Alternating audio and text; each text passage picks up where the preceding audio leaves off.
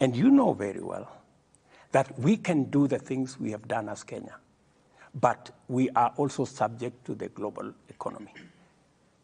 The G2G deal has worked. If we hadn't experienced an increase in the Fed, the dollar would be at 120 today.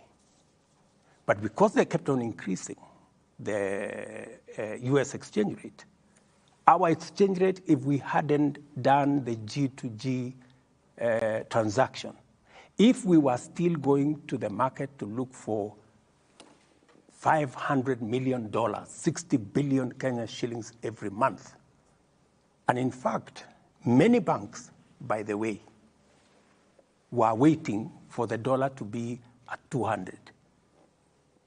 Yeah, they will have to wait for a while because we have done things that nobody expected would be done, and we have managed to make sure that although things are not going the way we had planned, but they haven't gone overboard. Mr. President, when did the US Fed begin raising the interest rates? Maybe 2 years ago, immediately after the COVID situation. That is when they began to Meaning increase. They were already doing this by the time of your election? But they were not at 5.2. No, I'm just asking. Yeah, they had in begun. terms of what was happening. They had begun. I asked that because in April this year, that's when the government-to-government deal started. Correct. And I remember your deputy, Rigathi Gachagua, saying that those people that have dollars in their houses, it is time to sell because you're just about to suffer loss. Yes. Yourself, you said that you see it going below 120. Correct. $115 even. Correct. So if you have all this information, why then promise something that was also bound to the changes in the global economy? You see, and now you're saying it could have gone up to 200. Which figure do we trust? Let me tell you, my friend, we live in a global environment. And I know you're saying that because when we structured the G2G, many people keep saying, but this is what's happening in this country. This is what's happening in this country. Fuel today is at diesel 200 shillings, 201 in Kenya. It's exactly the same in our neighboring countries, Tanzania, Uganda.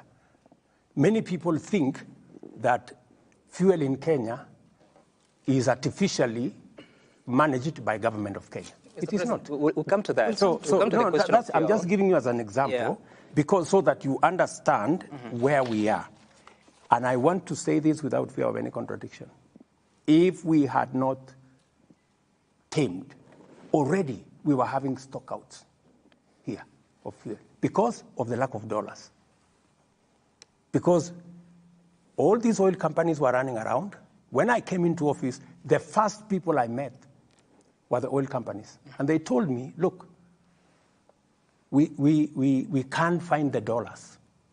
You know, although we are being told dollars is at 120 something, 130, we can't find it. You know, the dollars are not there because the rates were artificial. So we came to discover later, you know, that, this dollar was being managed artificially. And that is how we realized that $2.6 billion of government money had been used, sold to banks to support an artificial exchange rate that was actually going to go the opposite direction.